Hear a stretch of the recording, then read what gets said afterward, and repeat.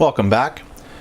Well, after taking a look at that Lenovo X1 Carbon laptop and working on it, I decided to pull out this old Dell Latitude computer here just to give you a little bit of a comparison to the new technology versus the old technology that you'll see in this laptop. Right away, I could tell you this thing is a lot heavier. It's probably twice the weight of the prior laptop I worked on, but that could be expected because it is thicker and it has more, I'd say more ports, and it has a optical drive on it, so there is more to it. But speed and quality of a machine, the other one is leaps and bounds above it. So there's not really a direct comparison between the two, but you can get an appreciation for what's so good about the new one versus this old one. Now this is probably from, I'm thinking, the early 2000s, 2003, 4. I didn't really look it up before I started the video, but it's not really important anyway. One of the telltale signs of the age of this is this latch in the front, which you actually have to undo to open the screen up, and it clips shut, whereas the newer ones don't really have that. Also, I noticed that the newer ones have a little bit lower of a profile screen, so you don't tend to snag it and open it up as easily. But regardless, it does have one of these snaps on it. We'll take a look at this from the side over here. Now it does have a Firewire port, which is not really useful anymore if you think about it. I mean, they still use them, but these had a lot more of a prevalent usage back in the day. But with USB 2.0, 3.0 SATA connections and all that stuff, it's kind of irrelevant. It has a headphone and a microphone jack. It has one of these PC expansion cards with just the blank sitting inside of it. And I think the newer laptops that still use these, they're smaller than this. On the other side, we have, or the back we'll go to first, we have two USB ports, a modem. I mean, who uses modems anymore, really? I mean, it's good for backup, but yeah. It has a TV out, which I believe you can use Super Video, or you maybe even use component video with the breakout cable. It has an Ethernet connection, which I do like the fact that they have Ethernet in here. Serial, again, who uses serial? A VGA connection. VGA is getting phased out with HDMI, and even DVI would be nice to have on this. It does have a standard power connector, but that's standard. On the other side, we have two more USB ports, and we have a optical drive. This happens to be a CD burner DVD-ROM drive, so you can't even burn DVDs with it. And that's it all around, basically. Once we open it up, you could see, yeah, it's got your standard LCD screen. It's about the same size screen as the other one, nothing too fantastic there. Little touchpad.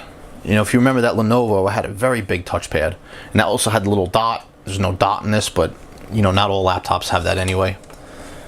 Standard left and right click, no scroll buttons. I don't think this is a multi-touch pad. It doesn't have the scroll feature like some of them. You can scroll left to right or up and down in the corner here, but that doesn't have that. It does have Wi-Fi, it does have Bluetooth, so that's kind of cool, but that technology's been out for a while now anyway. We do have stereo speakers, which actually face the top. Most of them now face the sides or the bottom. You can get an idea how thick this is.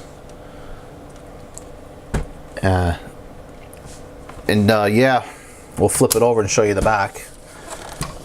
Now, important thing to note in the back here, you can see at the top up here, this is actually an expansion slot. This is meant for use on a docking station. Again, who uses those, really, if you think of it?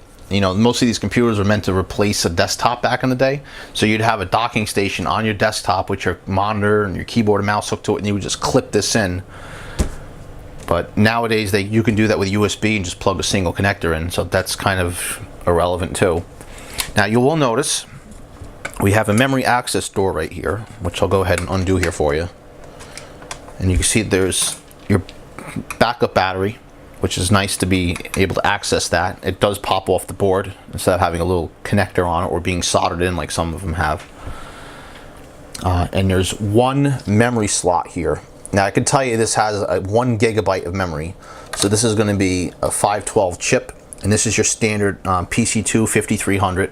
And this is DDR2 memory. Again, newer computers are going to be DDR3, maybe even DDR4 if you get a high-end machine. But this is only one slot. The other slot is on the other side of the computer on the memory, under the keyboard, which is kind of weird. You can remove the battery in this.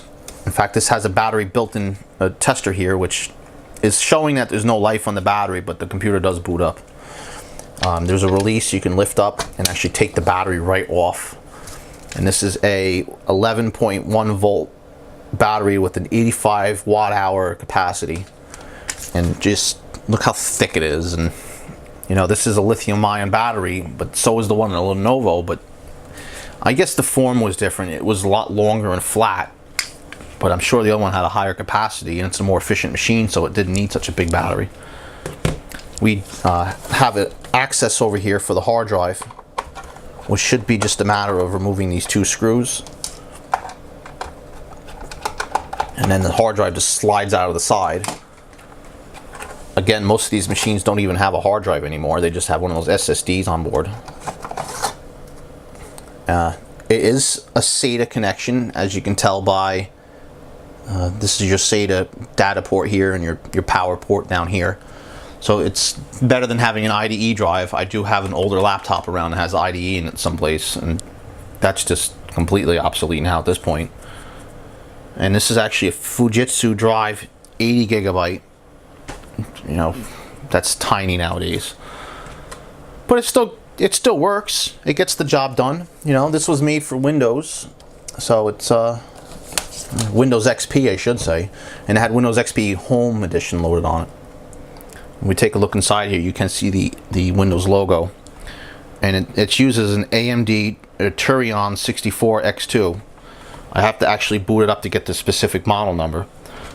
But if I go ahead and show you here, there's this little door. Actually, I have to get a tool for it. If you just bear with me a moment over here. The keyboard on this actually has a access on the top of it that you can use to get to it. As I dig the tool out, okay. And if I just pop this up here,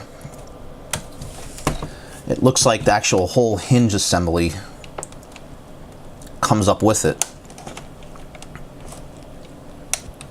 If I can get to it. Well, yeah, the whole thing comes up just like that. There are no screws on this. It just pops off. And the power button and all of your buttons on the top here. There's actually 2 buttons visible, but there's the provisions for 4 buttons. I'm not sure what those other ones will do. And then you can take the keyboard out using these 2 screws on top. Actually, there's 3. There's one here, one on this side, and then there's one in the middle.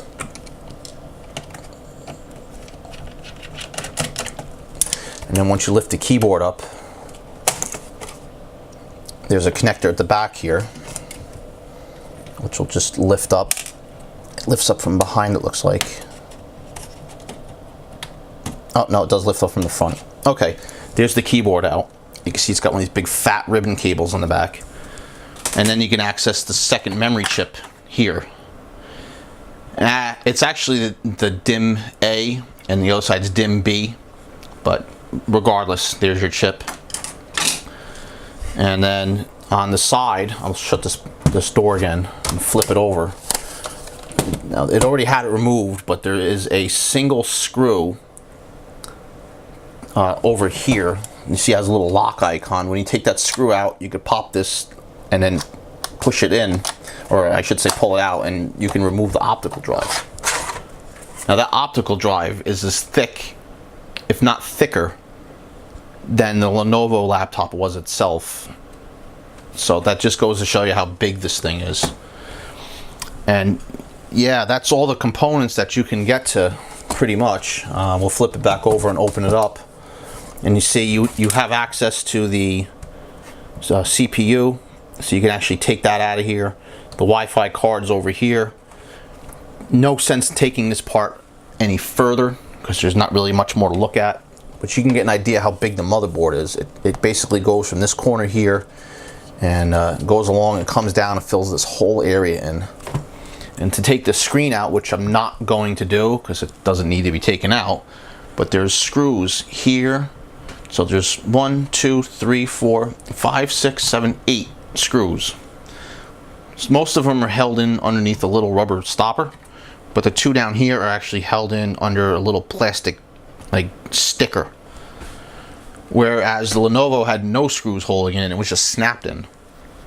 So while you can still access everything that you need to get to from this, I really like the way the Lenovo went together, because you basically just took the 7 screws off the bottom and the whole front just lifted right off and you were completely in the computer. But nothing inside the computer was accessible from the outside. You couldn't take the hard drive out. You couldn't take the optical drive out because it didn't have it. You couldn't take the memory out because it was directly connected to the board. But you didn't really have a need to. It had 8 gigabytes of memory. What the hell do you need more than that for in a laptop, if you think of it, you know? 1 gigabyte of memory, I think that's the minimum you can use with Windows 7. It's 1 gigabyte of memory, 1 gigahertz processor. So by default, this will run Windows 7, but you know, to what end? You can upgrade the processor though. You can take the 4 screws off of here, and I believe this 5th screw over here, the whole heatsink assembly will be lifted off. And this little black screw you could see right here, maybe I'll zoom in to show you, can actually be removed, and you can just take that processor out and upgrade a new one. And I think I looked them up on eBay, a new processor, actually the maximum speed of processor you can put in this was only like $13 and change, and the DDR2 memory wasn't expensive.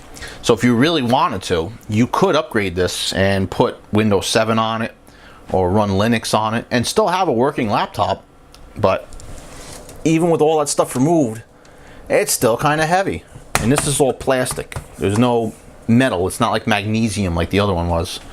In fact, I still have the other one here in my shop because I only got finished recording that other video last night, and we can compare it.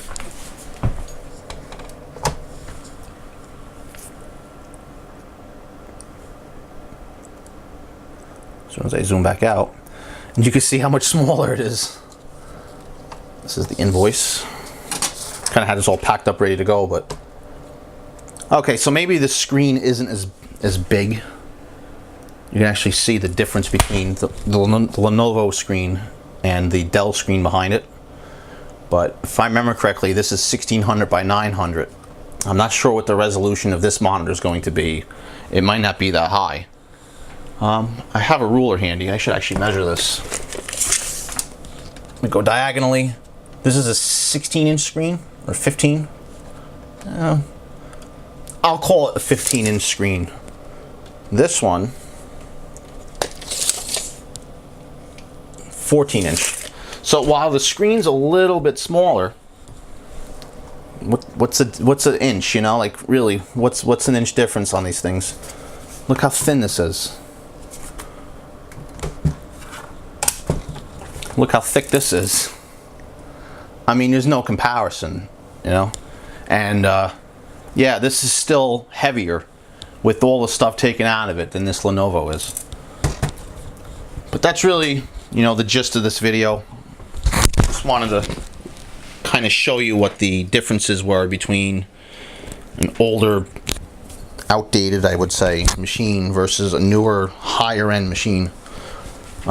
Price tag, can't tell you. I have no idea what that cost back in the day. I see these new Lenovos are running $1,200, $1,300 for the 3rd generation, I believe they're out to. But you can't hold a candle to this thing. It's awesome. Core i5 processor. I believe you can get them with i7 nowadays. This is only a dual core AMD. Not really worth the while. But hey, you got a kid, you know, learning how to use a computer or something like that, you know, or a older, you know, your mom, or you know, an older relative, or whatever, and you want to just give them something to get online with. Hey, it's going to work for them, you know. It's not a rocket ship, but who really needs that anyway? Well, I mentioned that it seems like the Internet of Things here in 2016, you know, you can't go on certain websites unless you have a certain version of Internet Explorer nowadays, which I can understand because for security reasons, whatnot. Just the page itself, there's so many things like ads and embedded video and all this stuff that just eats your computer when you load a website up. If you don't have a fast computer with a good internet connection, you might as well be, you know, drawing everything by hand, because it just takes that long to really boot up and do anything and get going. Whereas these new machines, why they're not, you can say that they're not a rocket ship compared to things that are out there, but compared to this, they totally are. You know, it's like the tortoise versus the hare. They're both computers, they both do the same job. At the end of the day, which is going to do it quicker? The new machine, obviously. I mean, there's no argument to that. But God, the weight of this thing, who wants to carry it around, you know? If you're just leaving it on your desktop here, it'd be great, you know? Just have a nice little backup machine, something you're going to just mess around with. You know, you could use it for that. But other than that, you know, I don't want to say garbage, but it really shows its age. There's some date codes in here, actually, now I'm looking at it. 2007, so it's really not as old as I thought it was. But it's still pretty old, you know, we're in 2016 already, so it's up there. Well, with that, I'm just going to go ahead and put this all back together. Maybe I'll boot up into BIOS just to give you some of the numbers that are in this. Be right with you. Now we can get a comparison of the two units. On the left, the Dell Latitude D531, running an AMD dual-core processor at 1.6 gigahertz with a minimum clock speed of 800 megahertz and a maximum speed of 1.60, which is standard. And has a 512 kilobyte processor cache. It is dual core, like I mentioned. It has 1024 megabytes, which is 1 gigabyte of RAM.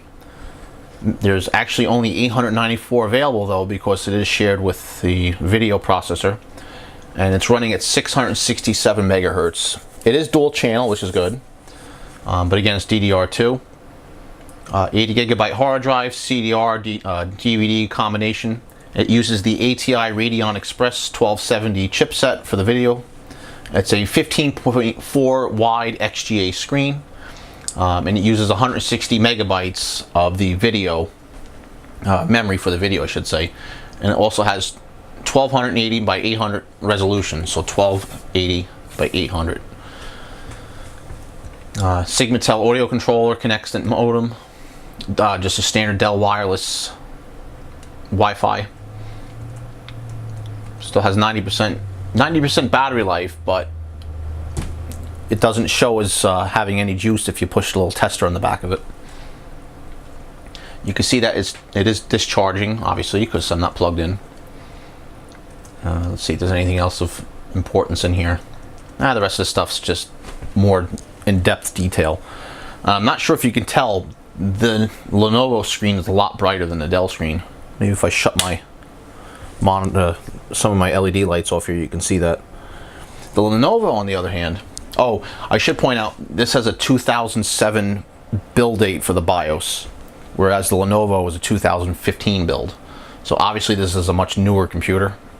So again, you can't really compare the two, but it's good to see how much difference a newer machine is than an older one by, what, 6 years? 7 years? This is running a 1.8 gigahertz Intel Core i5 3427 with 8,192 megabytes or 8 gigabytes, however you want to look at that. Can't really change anything here, so it just gives you some serial numbers and stuff like that. There actually isn't really a whole lot you could look at in here, believe it or not. Just, you could turn on hyper-threading on or off, you could turn the multi-core thing on and off. It doesn't really give me any of the specs, like how much memory the video card is using or anything like that, but that's fine. Again, this has a fingerprint reader, not as many USB ports, you know, but when you have a built-in webcam and the fingerprint reader and all these other little things that it comes with, I guess you'll just need less stuff. I do like that this has the volume up and down button on it, whereas on the Dell you have to hit like function and probably page up, page down, it looks like. I think I can adjust the brightness on the screen. Nope. Maybe in Windows you can. But yeah, night and day difference. In fact, it's actually funny. If I shut these off. Come on, shut off. It's can't just hit the power button in BIOS, it seems like. I'll try to time it at the same time. By the time this one boots into BIOS, this one's going to load into Windows, which is just crazy. I can't get over how fast it boots. I mean, it's just absurd almost. Yeah, I'm finally in the BIOS over on this computer, and we're in Windows 10 on this one already. So that's all I really have to say about it. You know, why compare them anyway? Again, just, you know, for the purpose of the video, to show you how much more difficult it is to work on these older laptops than it is in the new one. You know, at the end of the day, which one's more robust? I don't know. This one, you know, looks like it was battle damaged. It has the little ding in the bottom of it. The LCD had to be replaced in it. This one was basically stored in that thick leather case you could see over there. It's all padded and everything, so it's probably has a less chance of getting beat up, but by the time you throw that computer in here and the power adapter, and oh man, this thing is like super lightweight. That Dell is very heavy. But, well, that's all I have to say about this. If you enjoy my videos, subscribe. That really helps me out. I want to try to build this channel as much as I can. And, you know, a thumbs up on the like would be a great thing for you to do too. Or comment on, you know, anything you want to see me make a video of. And thanks for watching.